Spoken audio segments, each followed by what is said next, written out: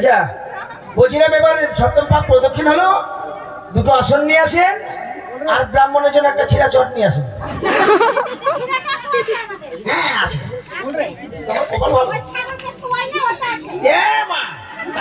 ছাগল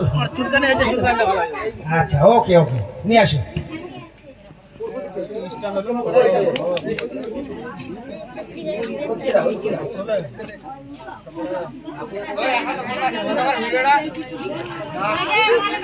হ্যাঁ মলের বেটি যা, তোমরা ছুটি যাও।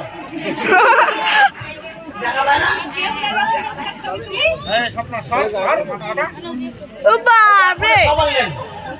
এখন সব নিয়ে আসো, পরে টাকা নিয়ে আসো।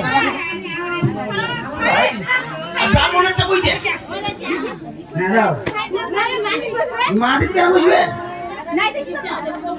তো কথা হচ্ছে